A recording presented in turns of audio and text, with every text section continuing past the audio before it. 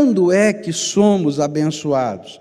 E o próximo texto, que vai nos dizer o quando, se encontra no verso, eu pulei aqui, verso 5, que diz assim: bem-aventurados os humildes, pois eles receberão a terra por herança. Quando somos abençoados?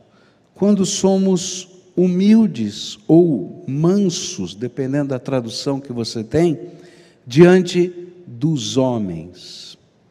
É interessante porque as duas primeiras tinham a ver com a nossa relação com Deus. Eu me submeto a Jesus, sou abençoado. Eu me derramo na presença de Deus e sou abençoado. Mas agora o Senhor vai mostrar que os nossos relacionamentos também implicam, na maneira como nós lidamos com as pessoas, na bênção do Senhor. Nós somos abençoados e nós abençoamos pela maneira como convivemos com as pessoas. E aqui há um entendimento muito interessante, não é? A palavra grega que está aqui, e que é traduzido por humilde ou manso, ela que significa, pode ser traduzida por gentil, humilde, atencioso, cortês, que é capaz de exercer autocontrole, né? Então sobe o sangue assim, você segura, não é? E aí você é gentil, humilde, atencioso, cortês, e essa é a ideia. É interessante que essa palavra, ela é o oposto da ira, da irritação, do melindre que consome em mágoas e geme em amargura. E dito positivamente, a gente diria assim: mansidão é ser amável, sem amargura. Amável, sem amargura. Portanto, o que a Bíblia está dizendo, o que Jesus ensinou, é que são bem-aventurados, abençoados, os que são capazes de suportar, sem amargura e sempre de modo amigável, as cargas pesadas que lhes são impostas. Uau! Não é muito fácil. Eu tenho que aprender isso todo dia. Eu não sei você, mas eu tenho que aprender isso todo dia. Eu tenho um defeito horrível. Eu sou descendente de italiano. É ruim. Ferve assim, vem assim do pé. Não sei se você já sentiu isso. Vem assim subindo do pé e vem assim quando, né? Esse é um negócio incrível. Quem tem esse problema que nem eu? Levanta a mão aqui. Oh, tem muito italiano aqui nessa igreja. Mas não é só descendente de italiano que tem isso, né? Quem não é descendente de italiano? Levanta a mão. Aleluia, né? Mas é ruim assim também, é? O negócio pega fogo assim, né? E aí o que acontece? A gente está aprendendo um valor, uma coisa que é tremenda. Deus sabe que isso não acontece se não for pelo poder do Espírito Santo. Você não vai conseguir ser manso sem o poder do Espírito Santo. Por isso, mansidão é uma virtude de quem aprende a viver pela fé. A gente não consegue viver a mansidão se a gente não tiver incorporado no coração da gente a fé. E quanto mais essa fé vai se tornando forte na nossa vida, a gente vai aprendendo a exercitar a mansidão em situações diferentes da vida. E olha, esse é um aprendizado de todo dia. Assim como eu falei que eu preciso me submeter a Jesus todo dia, assim como eu falei que a gente precisa derramar a nossa alma na presença do Senhor todo dia, eu tenho que aprender a ser humilde, manso, sempre, porque eu vou ter confrontos na minha vida, com pessoas, com situações, e às vezes a nossa grande tentação é fazer com que a carne que está dentro de nós, a natureza humana que está dentro de nós, a raiva que está dentro de nós, a explosão de ira que está dentro de cada um de nós, seja a vertente mais natural da nossa vida. E aí a gente tem que olhar para essas circunstâncias todas e esses desafios todos numa perspectiva nova. Não é a perspectiva da força do meu braço, da força do meu argumento, da autoridade que eu tenho porque eu estou nessa ou naquela posição, mas eu vou colocar na perspectiva do que Deus pode fazer no meio daquelas circunstâncias, e eu vou ter que colocar a minha fé em prática. Mansidão, humildade nesse sentido, tem a ver com aquele que não confia no poder e na força de si próprio, mas que confia em Deus em toda e qualquer circunstância. Talvez o maior exemplo de mansidão que a Bíblia nos apresente seja Moisés. E é interessante que a Bíblia vai dizer exatamente isso. Moisés era o mais manso de todos os homens do seu tempo. E é interessante ver como é que essa mansidão operava na vida de Moisés. Não quer dizer que ele não tivesse coragem, porque às vezes a gente pensa que a pessoa humilde ou mansa é uma pessoa que não tem coragem. E a gente diz, ó, isso aqui é um banana, olha só, veja só o que fez, né? Mas a gente vai perceber que é preciso muito mais coragem para viver pela fé no meio dos confrontos da vida, do que a força da nossa carne, a explosão da nossa ira. E quando eu olho para a história de Moisés, eu vejo exatamente isso. Há uma situação muito complicada, uma situação que envolve a família dele, envolve Miriam, envolve Arão, que são os seus irmãos mais velhos, e Moisés é o líder, e agora Miriam e Arão estão ficando magoados com Moisés pelo estilo de liderança dele, e como eles não podiam atacar diretamente o seu irmão, eles escolheram falar mal da cunhada, da mulher de Moisés. Olha, essa mulher que veio de Cuxi, ela não sabe lidar como esposa do líder dessa nação. Olha só como ela se veste, olha só como ela fala, olha só como se porta, olha só, Moisés está ficando meio banana, não está resolvendo as questões, porque essa mulher está ali, está atrapalhando. Lembra, quando ela não estava aqui, que estava lá, naquele período que nós saímos do Egito, era diferente, Moisés era mais ousado, e mais tudo, e aí começou aquela fofocaiada, e sabe quem é que estava fazendo a fofoca? Miriam. E Arão, que era o mais velho, não falava muito, mas deixava correr. E é interessante que quando ele é confrontado, ele não parte para cima dos seus irmãos. Ele ora. Por isso que eu disse que mansidão é uma virtude que a gente aprende com a fé. Ele ora e diz, Senhor, eu sou teu servo. Se tem alguma coisa errada em mim, o Senhor vai ter que mudar na minha vida. Eu estou aberto para isso. Mas se não há nada de errado, então, Senhor, toma a minha causa nas tuas mãos. E aí Deus faz um milagre estranho. Miriam fica com lepra. E naquele tempo, lepra era uma doença que segregava. E quando ela fica com lepra, Moisés fica desesperado, ele não fica feliz não. E diz, Senhor, a minha irmã está com lepra, cura minha irmã, cura. Por favor, eu não quero isso para minha irmã. E aí, o Senhor diz para ele, tá bom, mas eu vou curar.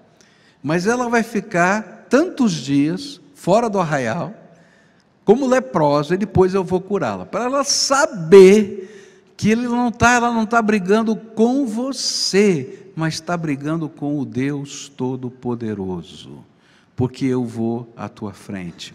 Sabe por que um servo de Deus pode ficar manso no meio de grandes conflitos?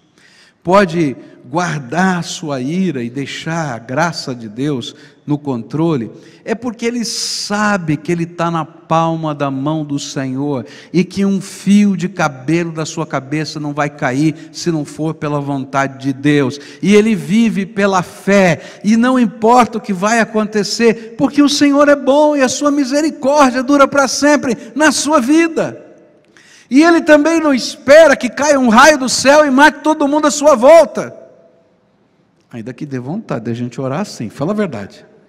Às vezes a gente tem vontade, Senhor, manda um raio agora, né? E aí o Senhor vai dizer, fica quieto, porque ele também é meu filho, e eu vou cuidar do teu irmão do meu jeito. Eu não sei se você já brigou com o irmão. Quem tem irmão aqui? Já brigou em casa com o irmão quando era pequeno? Eu quero saber qual é o irmão que não tenha brigado. Tem algum irmão que nunca brigou em casa quando era moleque? Qual a diferença de idade? É?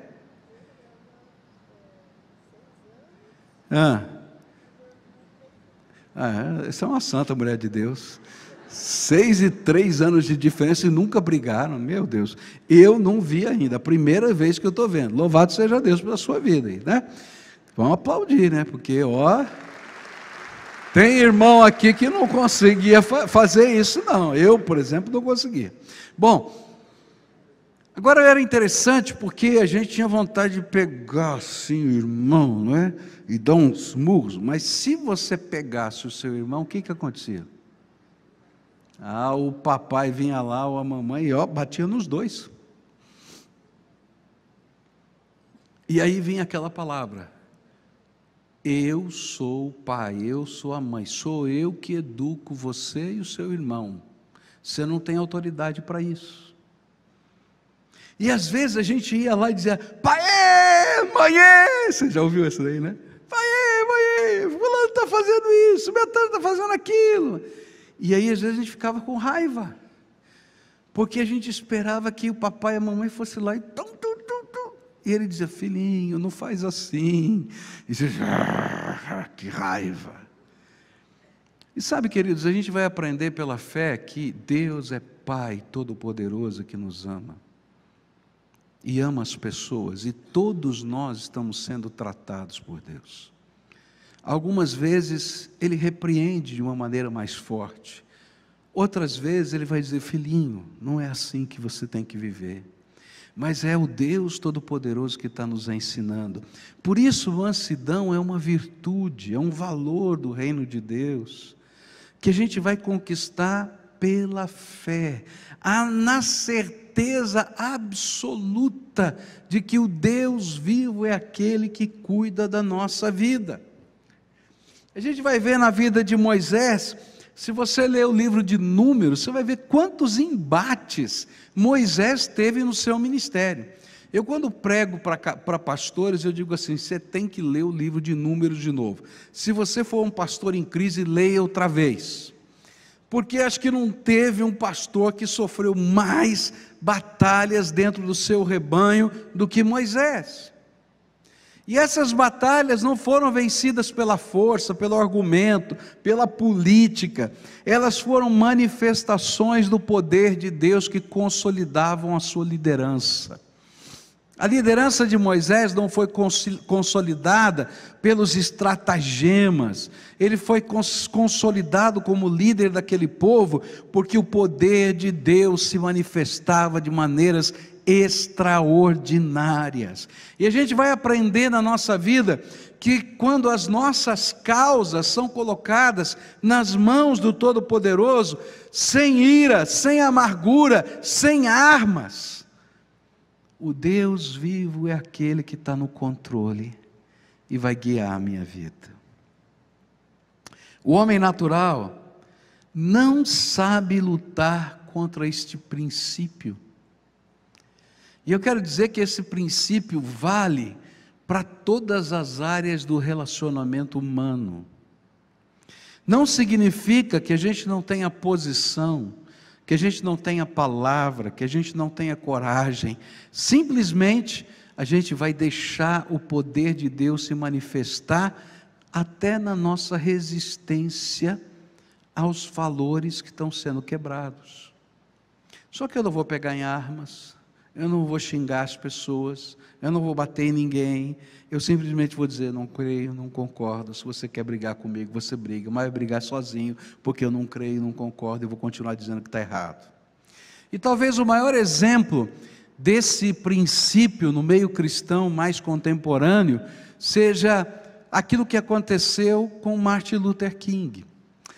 É interessante a história de Martin Luther King, porque aquilo que ele estava defendendo era um valor e um princípio de justiça social. Havia uma legislação, havia uma postura, especialmente no sul dos Estados Unidos, onde aquele povo havia perdido a guerra de secessão e libertou por força das armas os escravos, mas criou uma maneira de subjugar o negro naquela região. E aí então havia uma série de leis injustas. Por exemplo, um negro não podia sentar no mesmo lugar do ônibus que um branco. Então tinha um reservado no ônibus só para negros. Um entrava por uma porta, outro entrava por outra. Não tinha escola, ou melhor, um negro não poderia, uma criança negra não poderia assistir às aulas na mesma escola de um branco. O banheiro do negro era separado do banheiro do branco. O bebedor de água era separado. A gente olha isso e acha um absurdo. Eu não sei o que você acha, mas eu acho um absurdo. Não tem sentido, mas naquele tempo aquilo era uma regra. E havia um movimento de libertação entre os negros, chamado Black Power. E esse movimento dizia, nós vamos mudar essa história, nem que seja dando tiro nas pessoas. E nós vamos matar aqueles que nos perseguem. E aí Martin Luther King, que era um pregador, começou a pregar na igreja que isso era pecado, que aquilo que eles estavam fazendo era pecado, mas que a Bíblia ensinava que nós deveríamos amar até os nossos inimigos. Mas não significava que nós não poderíamos dizer para os nossos inimigos que eles estavam errados. E eles tinham uma maneira de dizer que não era em armas. E eles disseram assim, começou nas igrejas isso. E lá nas igrejas, eles começaram a dizer, o que nós podemos fazer então, se a gente não pode pegar em arma?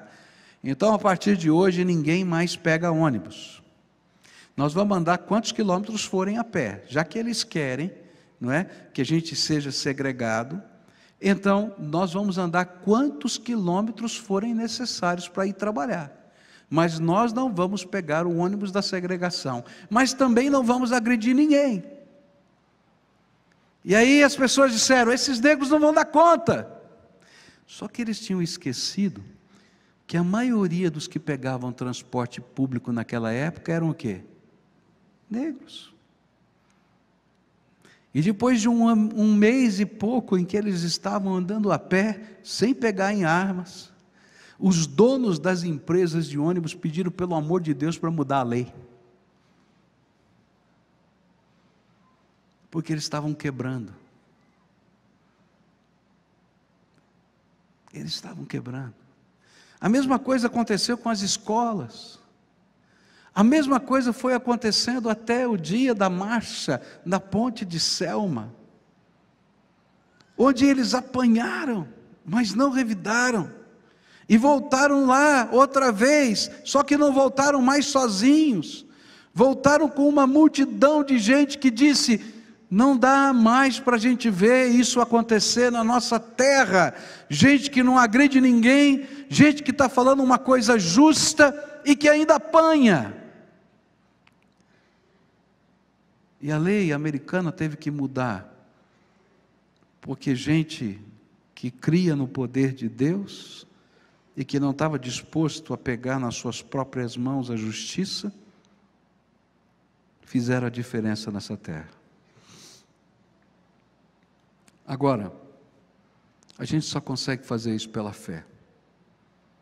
Se a gente pode crer que Deus está no controle de todas as coisas. e se a gente pode esperar a manifestação do poder de Deus na nossa vida. Por isso, você é um abençoado, porque quando você vive assim, você não precisa carregar pesos, você vai ter ordens de Deus, manifestações da graça de Deus, você não vai ser, perdão a expressão, um banana, você vai ter firmeza nas suas convicções, só que o jeito de fazer as coisas vai ser diferente, e sabe, Deus vai revelar a glória dEle, a graça dEle, e vai honrar os seus filhos no tempo devido, e a gente vai descobrir que Deus luta a nosso favor. Hoje eu queria perguntar para você, o que é que você precisa entregar para o Senhor? Porque às vezes, queridos, a gente fica tão amargo, tão amargo, tão amargo, porque a gente não tem coragem de entregar ao Senhor a injustiça, as coisas erradas que aconteceram na nossa vida. Quando o Michel estava para nascer, houve uma convenção brasileira e eu fui a essa convenção, convenção do centenário, lá na Bahia, e muitos batistas do Brasil inteiro foram para lá, e nós ficamos num hotel, cada um ficava no seu hotel, e aí apareceu um irmão, e lá no final da convenção, e disse para mim assim: pastor, olha, tive um problema aqui, fui roubado, pegaram meu talão de cheque, pegaram meu cartão de crédito, pegaram tudo, e eu não tenho como pagar o hotel, eu não sei o que vou fazer, nós somos da cidade de São Paulo, eu moro ali nas Perdizes. Eu falei, eu moro ali perto, na Vila Romana, então o senhor não poderia pagar as minhas despesas aqui? Quando chegar lá eu vou resolver esse problema no banco e devolvo o recurso para o senhor. Eu falei para ele, olha, esse valor é um valor alto, o único dinheiro que eu tenho é para pagar o parto da minha esposa, você vai me devolver mesmo? Ele disse, não pastor, fica tranquilo, está resolvido, pode, então tá bom, então eu vou pegar do dinheiro do parto da minha mulher e vou pagar, chegando lá você me devolve, porque minha mulher está grávida, vai nascer a criança. Bom, paguei. Bom, você já conhece a história. E o homem não me pagava. Eu ligava, ele não me atendia. Fui na casa dele. Bati na porta, não atendia. Fiquei esperando daquelas portas que você aperta um botãozinho para abrir. Aí alguém entrou, entrei junto. Fui lá, bati na porta, me atendeu a mulher dele, que nem atendia uma campainha. Disse, olha, preciso falar com o seu marido. Falei, olha, ele saiu, não está em casa. Eu vou esperar. Fiquei lá mais de 1 hora sentado lá e o homem não vinha. Aí eu fui embora. Eu falei, não, já sei, vou fazer uma placa desse tamanho, ladrão, vou colocar na porta da casa dele. Mas aí eu fui orar. Aí o Senhor falou, perde. Deus, mas é o dinheiro do parto da minha mulher. Perde. Não está certo isso, Deus. Esse negócio está errado. Perde. Não sou eu que te sustento. Não sou eu que cuido da tua vida. Não sou eu que te abençoo. Então tenha paz no seu coração. Eu vou cuidar de você. Eu confesso que o sangue italiano estava fervendo. Eu acho que se eu encontrasse aquele homem... Mas até agora, o Senhor continua me sustentando. Perdi para sempre. Mas não perdi a santidade. E não perdi a graça de Deus na minha vida. E não perdi as bênçãos que Deus nos dá. E não perdi a oportunidade de fazer o bem a qualquer pessoa desinteressadamente. Eu aprendi uma lição na minha vida. Eu não empresto dinheiro. Eu dou. Se devolver, aleluia. Se não devolver, eu já dei mesmo. Para que eu vou ficar nervoso? E aí a gente aprende a viver uma outra situação na nossa vida. Não é que a gente não vai participar das lutas e sofrimentos, é dizer, olha, está aqui, tá. Deus seja contigo. Ah, mas tá bom, querido, Deus seja contigo. Alguns vêm e devolvem. Outros a gente diz, aleluia, Deus mandou fazer, eu fiz. E aí a gente vai aprender uma dependência de Deus nas coisas da vida. Às vezes a gente tem brigas de família. Gente, eu já vi tanta briga de família por coisas grandes e por coisas pequenas. E eu aprendi que eu também preciso fazer isso. Eu tenho que fazer uma pergunta: o que vale mais?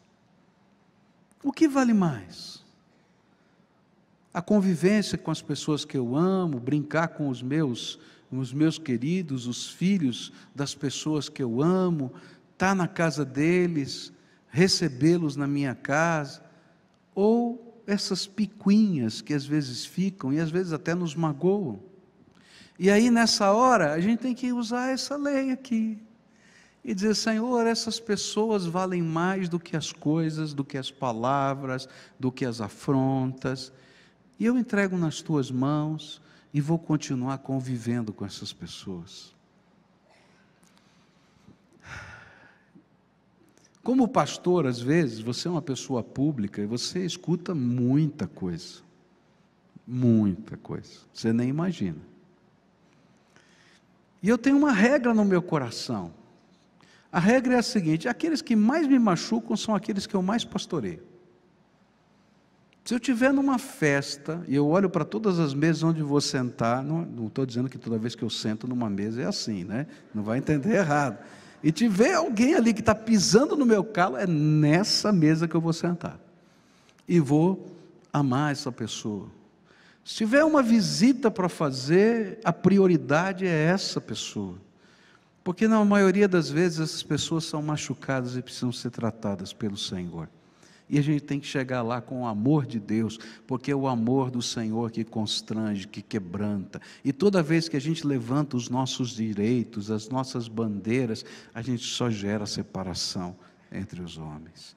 Então, querido, se tem alguma coisa acontecendo na tua história, na tua vida, aprenda com o Senhor Jesus. Pela fé, vai e abençoa. Pela fé, abre mão dos teus direitos na presença do Senhor e entrega na mão dele os teus direitos. Não quer dizer que você está dizendo para todo mundo que eles estão certos. Você vai dizer, eu não concordo, não aceito isso. Porém, você é mais importante do que isso. E eu estou aqui por sua causa. E aí a graça de Deus se manifesta. Tem muita família quebrada aqui que pode ser reconstruída só por isso. Tem muitas pessoas, eu conheço uma família que fazia 30 anos que um irmão não falava com outro irmão, moram na mesma cidade, os dois são membros de igrejas evangélicas e não se conversam. Porque lá, 30 anos atrás, teve um negócio que não deu certo e eles brigaram por causa do negócio e já passou 30 anos. Se tivesse uma duplicata, ela estava caducou em 5. Mas o coração guarda as duplicatas caducas. E o que o Senhor está dizendo é: pega as duplicatas caducas e joga fora, porque eu tenho uma nova liberdade para você. Pode ser Miriam, tua irmã, ou pode ser os filhos de Coré, ou Coré, melhor dizendo, não os filhos de Coré, Coré, lá com Moisés. E aí a graça de Deus se manifesta. E queridos, quando Deus toma nas suas mãos a nossa causa, no tempo devido Ele revela a sua bondade e a sua força sobre as nossas vidas. Verso 6, a palavra do Senhor vai nos dizer assim: bem-aventurados os que têm fome e sede de justiça, pois serão satisfeitos. Quando colocamos fome e sede juntos, e entendemos que estas são as necessidades humanas fundamentais para a sua existência. Se você não tiver água e não tiver comida, o que vai acontecer com você? O que vai acontecer? Não sabe o que vai acontecer? Então nós vamos fazer um exercício sem água e sem comida. Vai morrer, gente, não tem jeito. Porque a gente está falando de necessidades fundamentais. Não dá para viver sem água, não dá para viver sem comer. Jesus queria que entendêssemos que ser abençoado e ser abençoador nesse sentido é fundamental para existirmos enquanto servos de Deus. E nesse mesmo sermão ele voltou a falar desse assunto quando disse: buscai, pois, em primeiro lugar o seu reino e a sua justiça, e todas estas coisas vos serão acrescentadas. Buscai o reino e o que mais? A justiça. Então quem tem fome e sede da justiça que procede de Deus é um abençoado e é um abençoador. O que Jesus queria nos ensinar é que aqueles que buscam intensamente para si e para os outros o que é justo diante de Deus são abençoados. Isso tem a ver primeiro com um relacionamento certo com Deus. Por quê? A Bíblia diz que não há um justo sequer na face da terra. Se todos nós nos apresentássemos agora na presença do Senhor, que é o justo juiz, e o jeito de Deus julgar é um pouquinho diferente dos tribunais humanos, porque ele não julga o causo, ou melhor, a causa. Isso é influência do interior, né? Não julga a causa, ele julga a pessoa. E então você ia lá e dizia assim: esse aqui é isso, aquilo outro, e o Senhor dizia: verdade, eu vou preparar, mas eu quero dizer quem você é isso, aquilo outro, o que eu faço com você agora? Está entendendo? Porque ele não julga a causa, ele julga a pessoa, o que está acontecendo na vida dela como um todo. E então a primeira coisa que a gente tem que resolver nesse processo com Deus é a falta de justiça na nossa própria vida. E é por isso que há uma doutrina linda na palavra de Deus, que é a doutrina da justificação. Ninguém é justo por si mesmo. E você só pode ser apresentado na presença de Deus se Jesus declara você diante do Pai justo. E eu gosto de imaginar isso da seguinte maneira: você vai se apresentar no trono de Deus e não tem nem como entrar lá, porque as suas roupas estão sujas, a sua vida está suja, você é pecador. Mas Jesus vai na sua frente e diz assim: por ele eu morri, por ele eu ressuscitei, e foi o meu sangue que o purificou de todo pecado.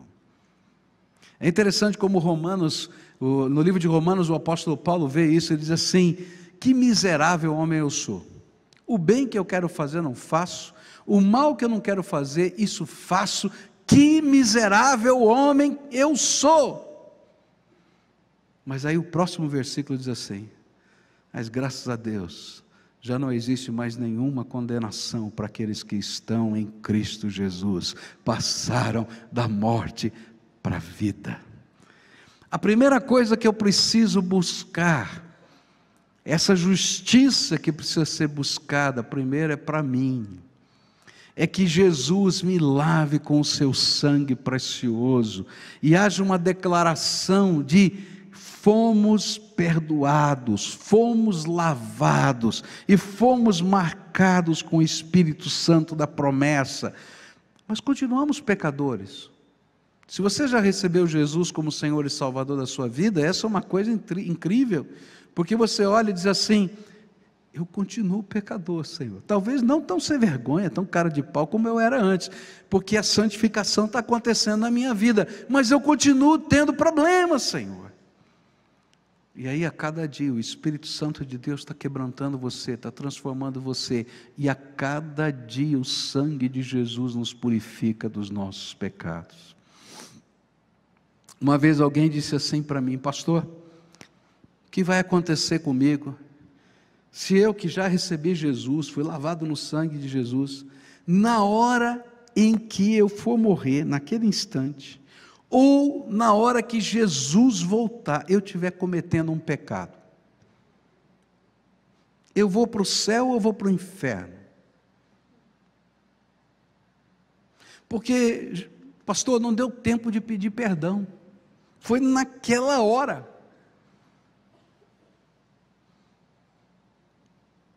Lembra de Romanos? Que miserável homem eu sou, bem quero fazer, não faço, mal quero, não quero fazer, isso faço. Que miserável homem eu sou. Mas já não existe nenhuma condenação para aqueles que estão em Cristo Jesus. Passaram da morte para a vida. Sabe, lembra que eu falei que Deus não julga a causa, Ele julga a pessoa? Quando Jesus colocou a marca dele sobre a tua vida, Ele cravou toda a maldição do pecado na cruz do Calvário. E sabe o que vai acontecer? Você está em pecado, você está entristecendo o Espírito vai lutar contra você, para você sair dessa coisa errada, ele vai machucar, apertar a tua vida, se for preciso chacoalhar e virar você de ponta cabeça, ele vai fazer, porque você é nova criatura e não deveria estar naquele lugar. Mas a bênção de ter sido justificado, Ele não tira mais de você. Está entendendo? E sabe, os abençoados são aqueles que têm fome e sede dessa justiça que é imputada por Deus, que não é nossa, que é derramada pelo sangue de Jesus, que nos transforma. Jesus não fica passando a mão na nossa cabeça quando a gente faz coisa errada, mas como um pai que está tratando o seu filho e não quer lançá-lo na perdição, e que não desiste dele, bota de pé outra vez e vai ensinar. Ele está fazendo isso todos os dias na minha vida, porque eu tenho fome da justiça que vem de Deus para a minha vida. Está entendendo? Se você nasceu de novo em Cristo Jesus, você vai ter fome e sede de que Deus derrame justiça abençoadora sobre a tua vida, imputada pela graça, na salvação que só Jesus pode dar. Mas viver de uma maneira que agrada a Deus faz parte dessa justiça, e esse é o processo da santificação. E aí a gente vai sendo transformado no nosso caráter. Essa justiça imputada que é perdão, não é tudo que Deus tem para fazer, Ele tem mais para fazer, e você vai sendo transformado. Aquilo que a gente falou agora da mansidão vai sendo imputada pela fé, e você vai aprendendo a caminhar pela fé, e você vai aprendendo a lidar com as suas fraquezas pela fé, e você vai sendo liberto do poder do pecado pela fé, e você vai sendo liberto do poder de Satanás na sua vida pela fé, e essa justiça de Deus vai mexer com o seu caráter, e você vai ficando cada vez mais parecido com o jeito de ser de Deus. E queridos, essa é uma missão para toda a vida. Não tem ninguém pronto. A Bíblia diz que há inimigos que precisam ser vencidos na nossa vida. A nossa carne luta contra o nosso espírito, diz a palavra de Deus, e esse é um inimigo de todo dia. E o último inimigo vai ser a morte, porque quando Deus tirar a morte dessa terra, será na vinda do seu Filho Jesus aqui entre nós. Então nós estamos nessa batalha, mas Ele está forjando o meu caráter e forjando o seu caráter. Mas essa justiça de que nós temos fome e sede, é a justiça da justificação, é a justiça da santificação, mas é também a justiça social. Eu não posso olhar para as coisas erradas que estão acontecendo nessa terra e dizer está tudo bem. Você viu que eu comecei hoje o culto falando sobre o Dia das Bruxas. Porque não está bem. A gente fala sobre corrupção, assina listas aqui contra a corrupção, porque não está bem. A gente fala de ideologias de governo que a gente não aceita, porque não está bem. Eu não estou falando que a gente tem que pegar metralhadora e sair matando todo mundo, mas eu tenho que dizer, há alguma coisa melhor que pode acontecer nessa terra, se os valores do reino de Deus começarem a ser vividos. Eu não estou falando que todo mundo tem que se converter, porque cada um vai ter que ser julgado diante de Deus como pessoa, mas eu estou dizendo que tem um jeito melhor da gente viver nessa terra, que tem a ver com os valores.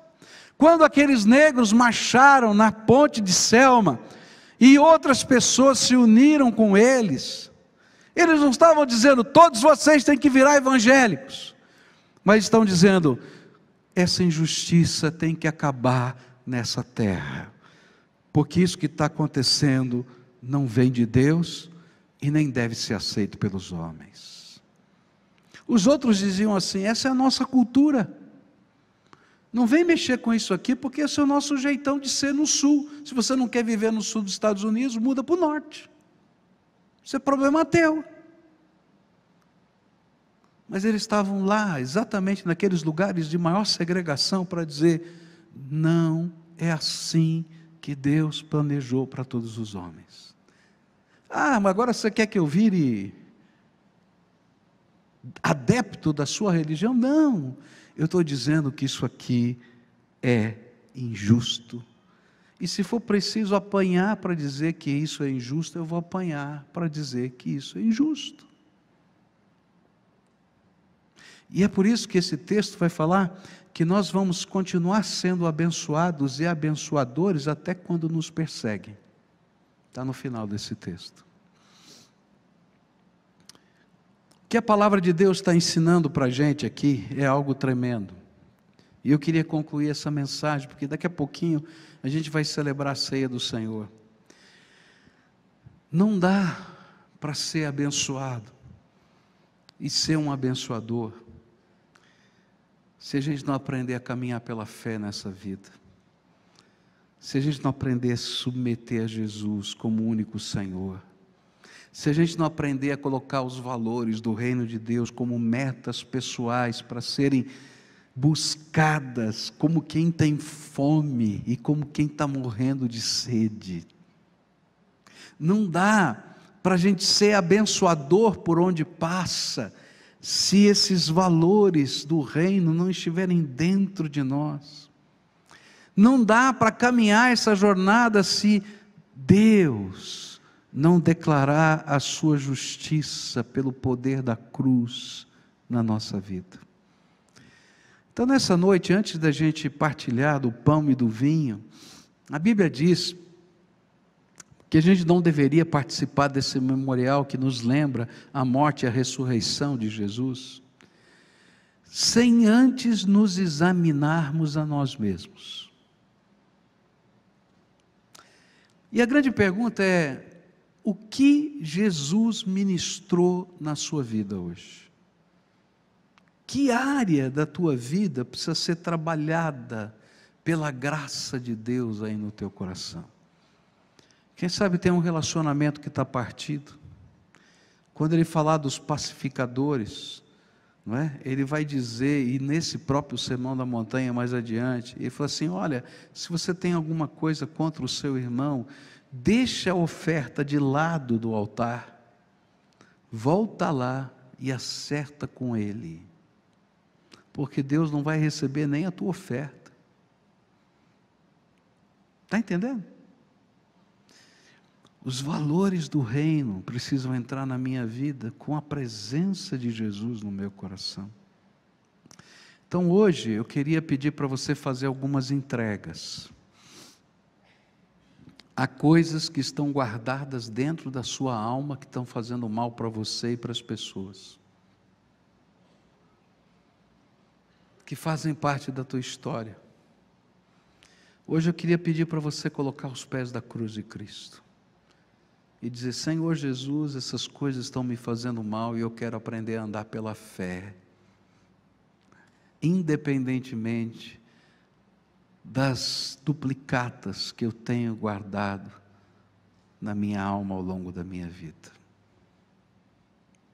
Não é entrega fácil de fazer, mas faz essa entrega para Jesus.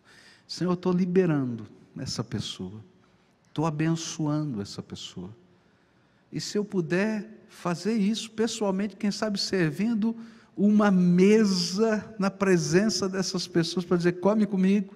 E essa é a figura do Salmo 23, prepara uma mesa diante de mim, na presença dos meus inimigos. O que ele quer dizendo? Desses confrontos da vida, unges a minha cabeça com óleo, e o teu cálice transborda sobre mim.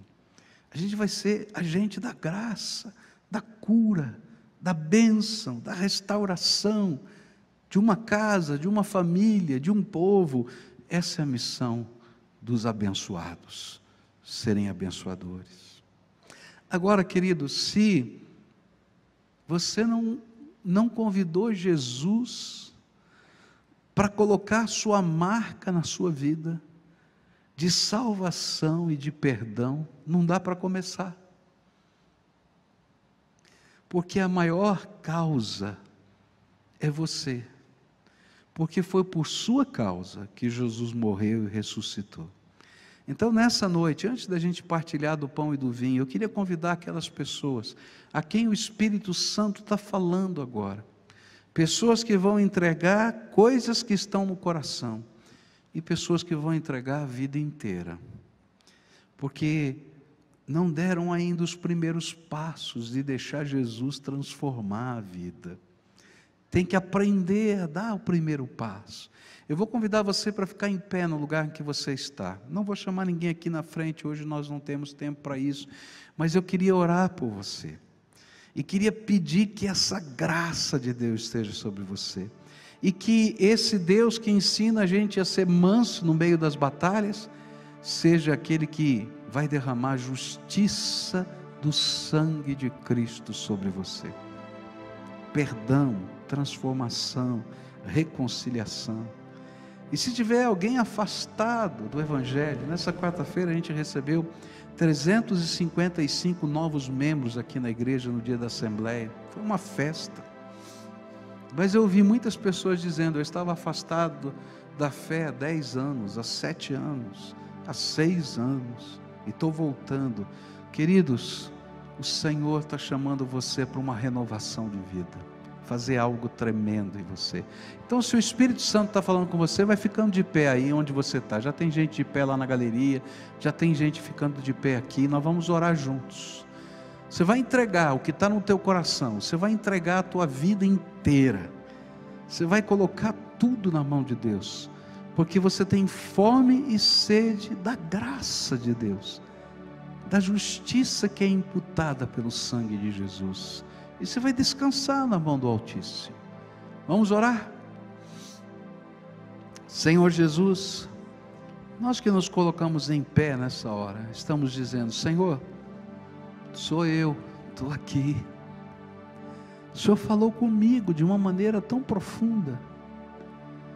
Nessa hora, Senhor, eu quero te pedir, visita esses teus filhos. Há alguns que estão carregando dores, há alguns que estão ardendo, até em ira. E eu quero te pedir, Senhor, que nessa hora, o Senhor venha visitar esse coração. E as duplicatas, e as notas promissórias, que estão guardadas, Senhor, lá no coração e na alma, elas sejam depositadas nas tuas mãos agora.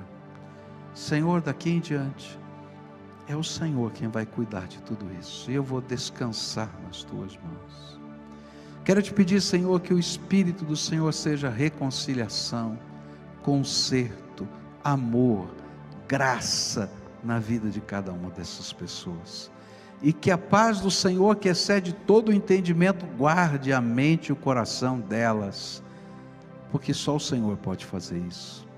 Mas eu quero continuar orando, Senhor, porque há alguns que estão dizendo assim, Senhor, o miserável homem sou eu, E eu queria ouvir o teu Espírito dizendo ao meu espírito: já nenhuma condenação há para os que estão em Cristo Jesus, passaram da morte para a vida.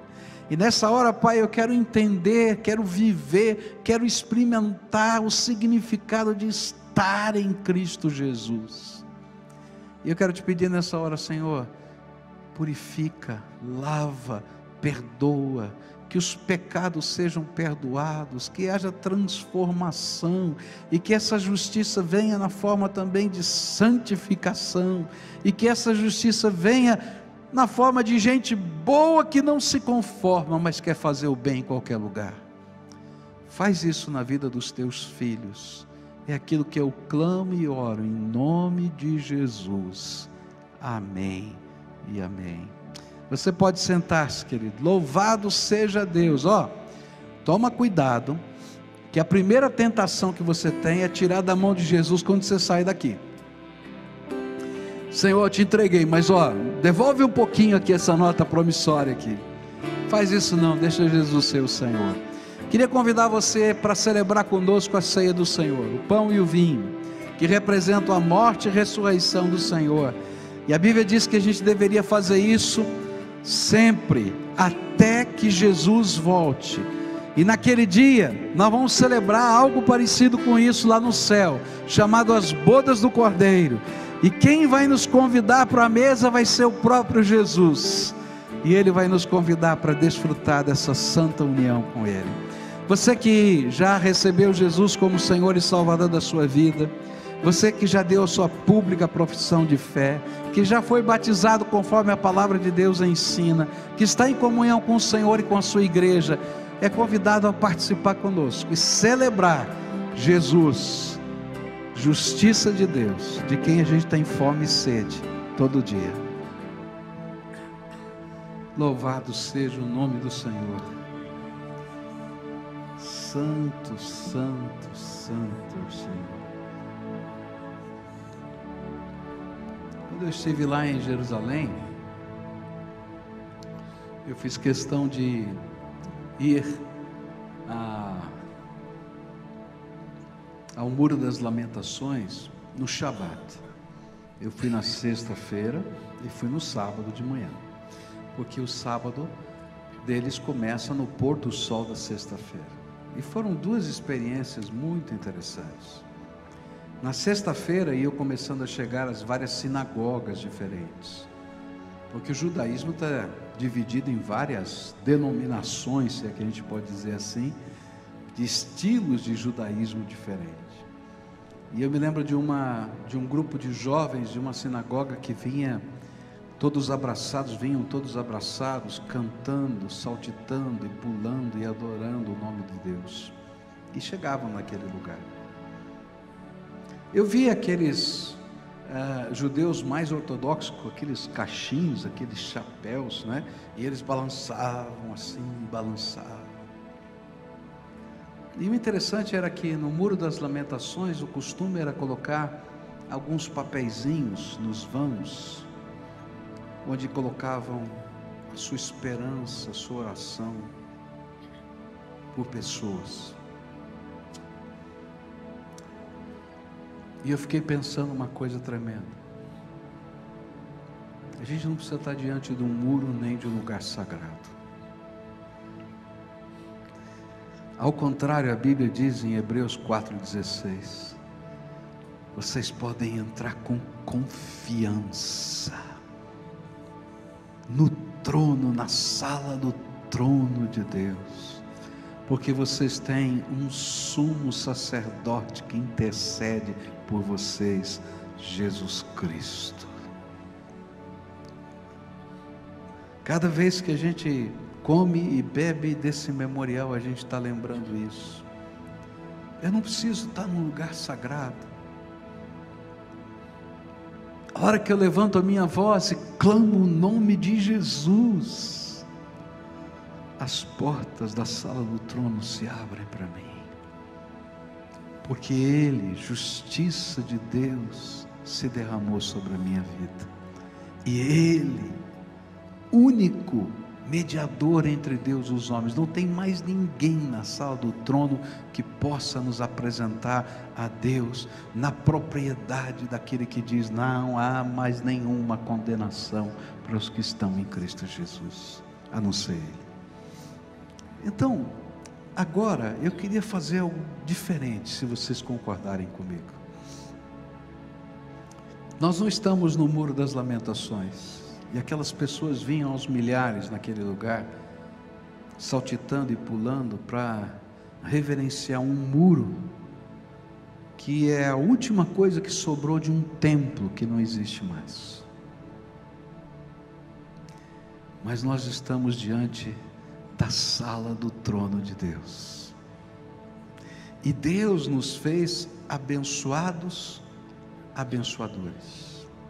Então hoje eu queria convidar você para ficar de pé, e a gente vai se apresentar diante do trono de Deus em nome de Jesus. Primeiro em adoração, só em adoração, e nós vamos adorar a Deus por aquilo que Ele é, por aquilo que Ele tem feito na tua vida, pela tua história, pelas marcas.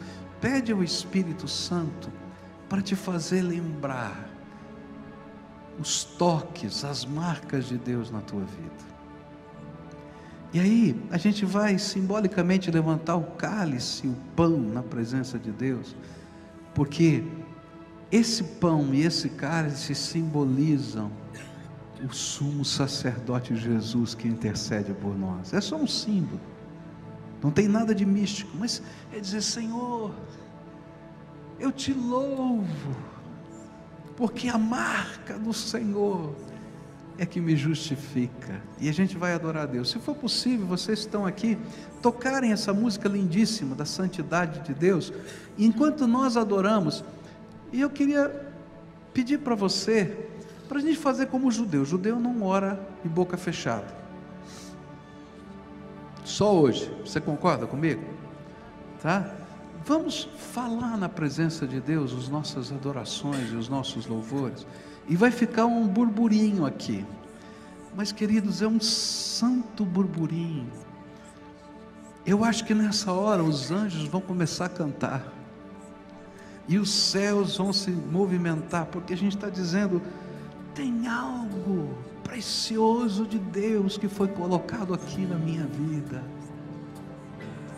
O sangue de Jesus me purificou de todo o pecado. E se o diabo estava dizendo para você: olha, não tem jeito para a tua vida, pode dizer: não há mais nenhuma condenação para os que estão em Cristo Jesus, passaram da morte para a vida. O sangue de Jesus, seu Filho, nos purifica de todo o pecado.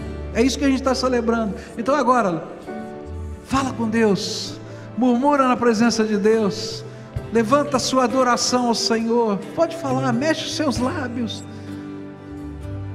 glorifica o nome do Senhor. Santo, Santo, Glorifica, Santo, glorifica, Deus glorifica.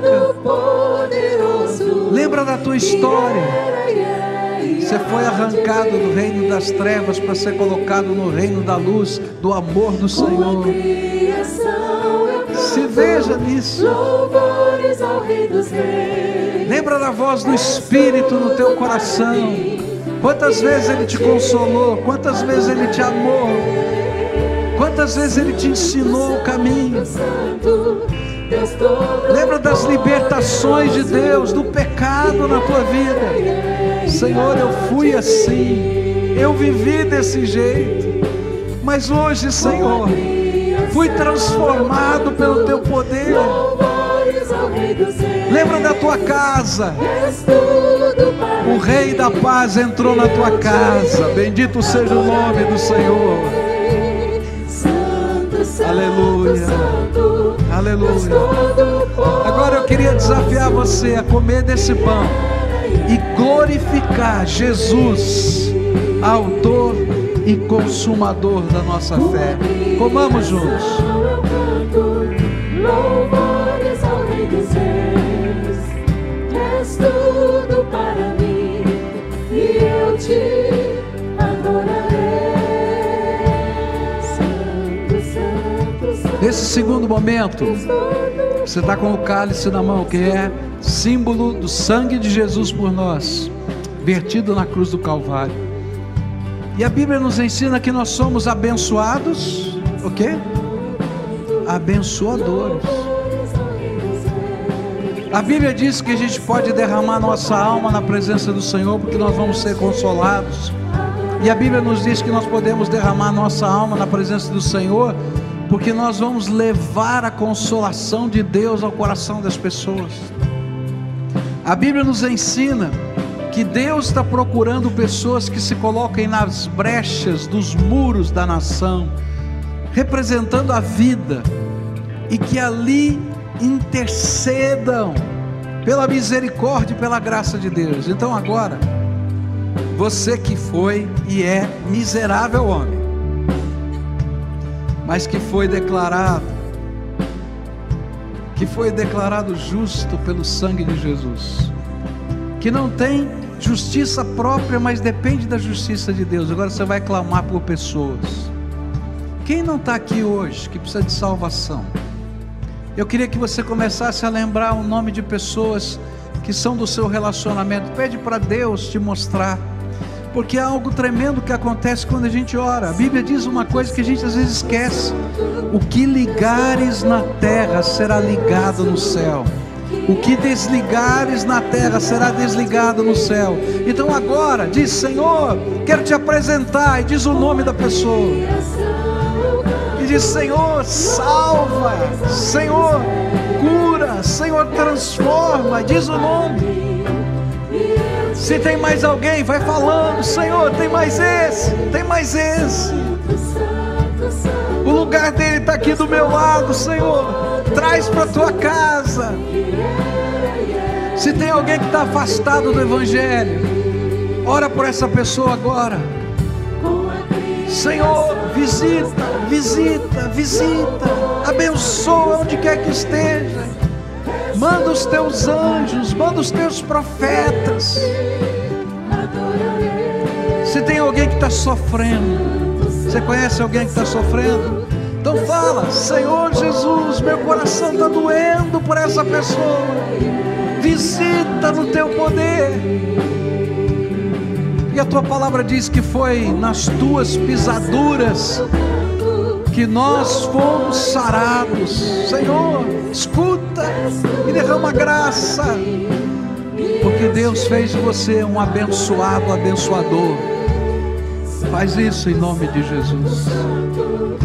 Agora, pela fé, crendo naquele que vive, reina para sempre, que morreu e ressuscitou, que habita entre nós, que nos prometeu: eis que estou convosco todos os dias, até a consumação dos séculos, que nos prometeu: não vos deixarei órfãos, vou derramar sobre vocês o Espírito Santo. Nós vamos beber desse cálice, louvando e bendizendo o nome do Senhor Jesus. Adoremos. Agora dá a mão para quem está perto de você, não sai agora não. Esse é tempo de adoração, e todos nós vamos cantar essa música de novo. Dá a mão aí para quem está perto de você. Adore ao Senhor conosco, para a gente terminar esse culto. E celebra pela fé o que Ele vai fazer. Você orou? Celebra pela fé o que Deus vai fazer. Deus vai falar coisas ao seu coração, vai te revelar coisas. Caminha debaixo dessa fé. Santo, santo Ele é. Abre a tua boca e adora o Senhor. Um novo cântico ao que se assenta Jesus sobre o trono do céu. Santo, santo, santo é o Senhor. Santo, santo, santo, Deus Todo-Poderoso, que era e é e há de vir. Com a criação eu canto louvores ao Rei dos Reis.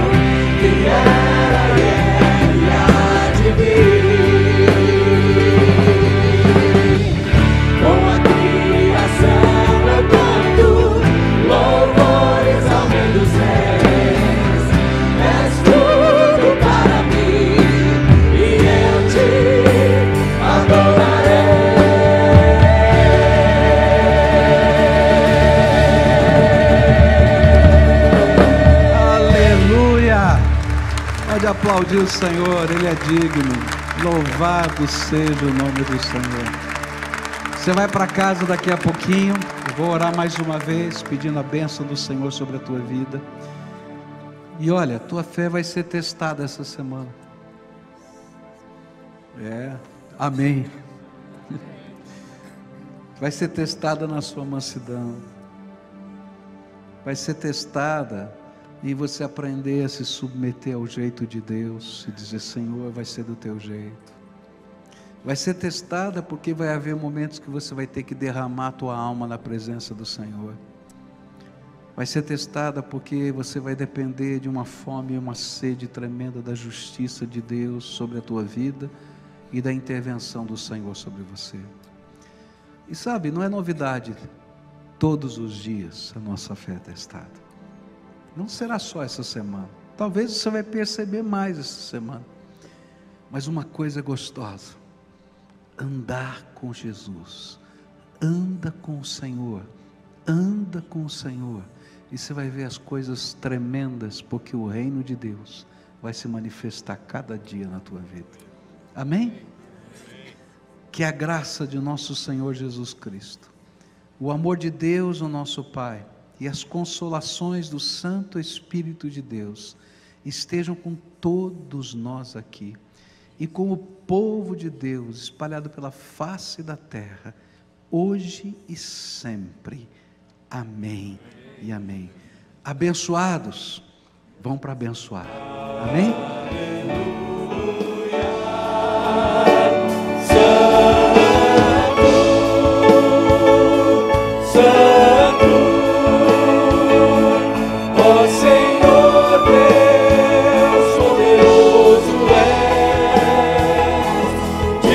Senhor.